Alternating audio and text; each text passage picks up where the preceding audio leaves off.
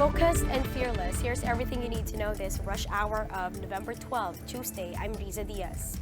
We open today's rush with President Duterte appearing to have changed his mind about going on a 3-day break from work. Now, just yesterday, Palace spokesman Panelo says the president wanted to take a rest after weeks of work and back-to-back official travel. The announcement quickly stirred speculations on Duterte's state of health, but Panelo says the president just lacks sleep. Alam mo, napapansin ko kay Presidente, as I told him, every time you have 8 hours sleep, ang ganda ng itsura mo eh. Palagay ko yun lang ang kulang niya. Palagi siyang kulang ng tulog. However, just a few hours after the announcement, the palace said Duterte decided not to push through with his planned days off, but he will fly to Davao to finish some paperwork. Panelo says the work never stops for the president, who he insisted is in tip-top shape. Moving on to other headlines, after meeting the heads of ICAD member agencies, Vice President Robredo decided to sit down with UN officials who are known to be critical of the administration's war on drugs. Here's the story. Vice President Leni Robredo started her first full week as anti-drug czar by meeting with officials from the United Nations Office on Drug and Crime, the same body that has criticized the Duterte administration's war on drugs. It was a closed-door meeting though, and Robredo's Chief of Staff, Undersecretary Philip D., was careful in letting out confidential details. He did say, however, that best practices in ASEAN countries were discussed. For example, yung ginawa sa Malaysia, yung ginawa sa Myanmar. One of the key learnings of the experience in other countries is the emphasis on the public health approach. And how that can be given equal importance together with the law enforcement approach. In Robredo's first meeting with the ICAD last week, it was reported that 90% of drug cases are with occasional drug users, with the remaining 10% needing a more institutional approach. This, D says, drives the need for a more community-based approach to rehabilitation. Part na napag-usapan is how can we support the local government units more, particularly in terms of strengthening the anti-drug abuse councils and making sure that they have the adequate resources and capacity to implement community-based drug rehabilitation programs. The VP also met with COBRA, or the Community-Based Drug Rehabilitation Alliance. Here, moves to strengthen coordination between private and public groups were discussed. The very crucial and important role that the local anti-drug abuse councils can play as far as community-based drug rehabilitation is concerned. At yung pagtiyak na meron talaga tayong validated information and validated data pagdating sa tunay na bilang ng mga drug users. Robredo is set to meet separately this week with all the clusters under ICAD, the main meeting of which will be the one with the law enforcement cluster. Health Secretary Francisco Duque, an ICAD member, meanwhile, shares Robredo's opinion that the drug problem must be viewed as a health and sociological menace. We don't have enough human resource to really provide the maximum rehabilitation care and services. So we are working with the DBM to increase the number of plantilla positions, or at least the budget, to allow us to hire on a contractual basis certain human resource for health professionals. VP Leni is also set to meet with the U.S. Embassy, following Ambassador Sung Kim's expression of support for the Vice President as drug czar. Now, if we're talking about Robredo's critics, we don't have to look very far. President Duterte's former running mate and now House Speaker Alan Peter Cayetano says Robredo uses her position as a co-chairperson of the ICAD as a way to push political mileage. Cayetano claims Robredo should walk the talk. Kung mag-chair ka, just get things done. So sinabi niya, i-abolish yung Oplan Tokhang. Ako, i-abolish muna yung Oplan All Tokhang. Kasi all talk na eh. Robredo's camp responds by saying that the vice president is just getting started in her work, and if the House Speaker can't provide any help, he should at least stop all politicking. The Vice President is proposing the use of body cams in drug raid operations. The PNP says it already had plans to procure the cameras, but alleged corruption caused major delays. Patricia Manguna tells us more. The PNP is willing to discuss the law enforcement side of the drug campaign to the newly installed ICAD co-chairperson, Vice President Leni Robredo. However, they do not advise her to join actual operations. Maybe the Vice President can concentrate on advocacy and rehabilitation. But we will make it easy for her and understandable on the part of law enforcement. I know it's practically a new thing to her dahil wala naman siyang exposure dito. And of course, there are suggestions nga na wag siyang sumama sa illegal drug operation because it would, maraming mga comment, it would also risk her life. Speaking of operations, the VP proposed that enforcers wear body cams for protection and to preserve the campaign's integrity.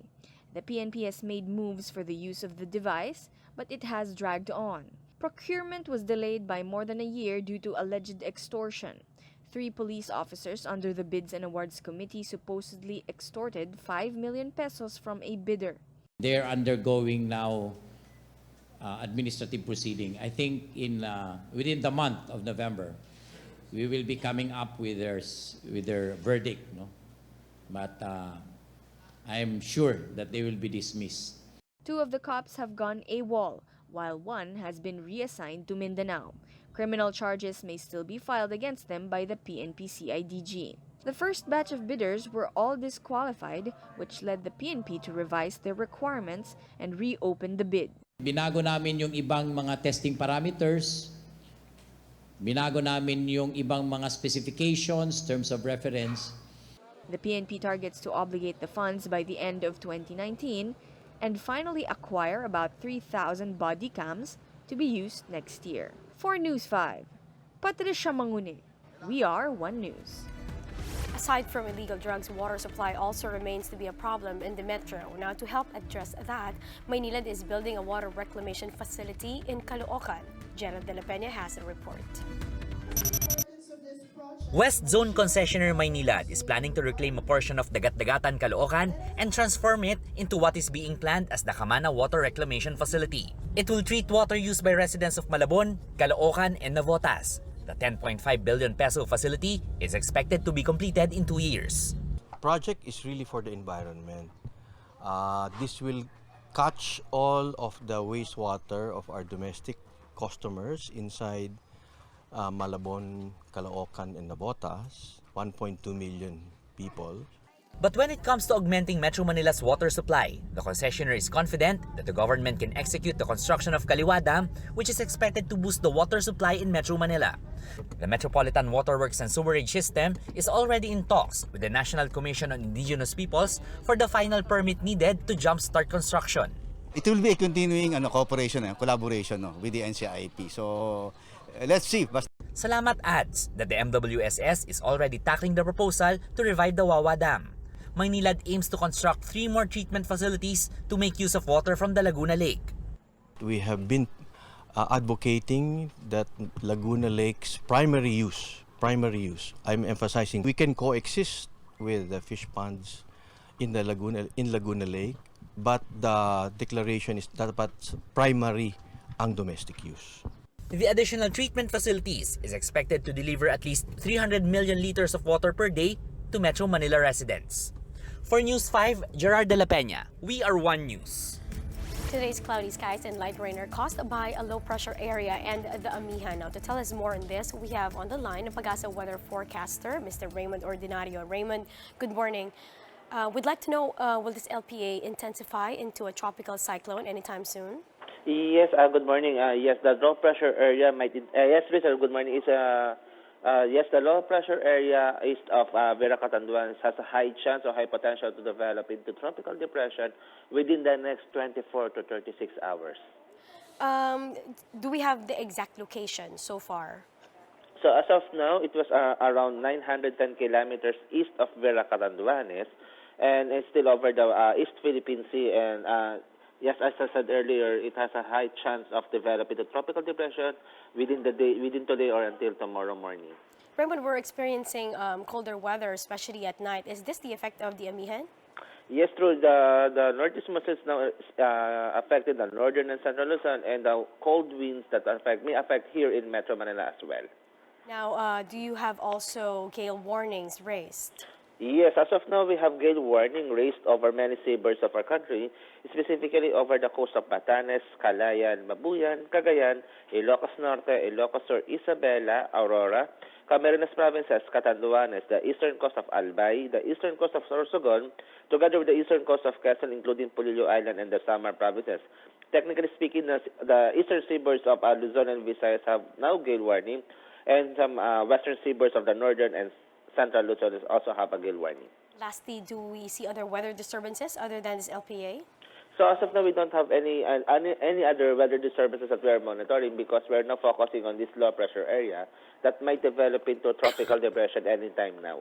Thank you. That was Pag-asa weather forecaster Raymond Ordinario. Now, the Philippines has somehow veered away from the U.S. as its closest ally. Support from American government and the business sector remains very strong as investors place trust in the country's economic managers. Dale De Vera reports from Washington. The composition of the country's economic team is driving optimism among American investors. This is according to the Philippine Embassy's Economic Affairs Minister, Jose Victor Chan Gonzaga. Who are competent, men with integrity, and that has been reinforced by all of their visits over the course of the last 2 to 3 years, and then interacting with the U.S. business community. And economic indicators, he says, support this. For one, growth in the third quarter staged a recovery to 6.2%. The country's ranking in World Bank's Ease of Doing Business also jumped. But for investors, foreign ownership issues still present setbacks. This as economic managers make a push for the passage of CITIRA, or the Corporate Income Tax and Incentives Rationalization Act. U.S.-Philippine Society President John Maisto said the Philippines may face stiff competition as other countries give better incentives. Look at the growth factor. Look at the dependability of the Philippine worker population, all levels, from professionals to workers. Look at the English language advantages. For News 5, Dale De Vera, we're One. Were you able to check out all your 11/11 fines in time? What if you did, but the Trade Department says just be careful when transacting online. Marian Enriquez has the story. Online shopper Cara De Jesus has started filling her card as early as Saturday. This is in preparation for the 11/11 sale in various online stores. Because aside from credit card, my cash on delivery, tapos the return policies of online shopping has been really good lately. The big discounts entice her even more. This 25,000 peso suitcase she's eyeing is now priced at 10,000 pesos. So I feel braver to spend, and then meron din installment programs. All in all, she spent more than 20,000 pesos for the one-day craze. In Lazada alone, a record of over 3 million orders were made across ASEAN in the first hour alone. Chinese-based Alibaba recorded 91.2 billion yuan in sales on 11/11's first hour, or around 661 billion pesos. Another Chinese e-commerce company, Tmall, earned 10 billion yuan, or more than 72 billion pesos, in just less than 100 seconds. The Trade Department is looking at over 5 billion pesos in sales for the local e-commerce industry. Despite that, of 76 million active internet users here, only less than 10% engage in e-commerce. An economist says this might pick up under certain conditions. Kapag nabigyan tayo ng bank accounts ng credit card na mabilis na internet, sasabog ang e-commerce opportunities dito sa Pilipinas. But with other reliable payment options, the DTI says there's already room for trust in the country's e-commerce space. Marami na tayong mga mapagkakatiwalaang kumpanya na maaari tayong gumamit ng mga reliable na mga payment gateways, no? Nandiyan ang mga GCash, PayMaya, DragonPay. But despite that, the DTI urges Filipinos to be smart customers online. For News 5, Marian Enriquez, we are One News. Now, here are the biggest stories from the dailies. The policemen who were escorting Clarin Mayor David Navarro the day he was killed did not show up in the investigation being conducted by the Commission on Human Rights. The Freeman reports that instead, they sent the CHR Region 7 a letter which states that the PNP can choose not to grant the request for the involved cops to appear. Defense Chief Delfin Lorenzana isn't backing another planned extension of the martial law in Mindanao. Filipino Star ngayon reports that Lorenzana is instead pushing for amendments that will strengthen the country's existing Human Security Act. And this from Pangmasa. Miss Universe Philippines 2017, RachelPeters is now engaged. Donning a diamond ring, the beauty queen announced her engagement to Camarines Sur Governor Migs Villafuerte. The two have been together for 5 years. And that's how the day is shaping up to be. Join us again next time for another round of Rush. I'm Riza Diaz. We are One News.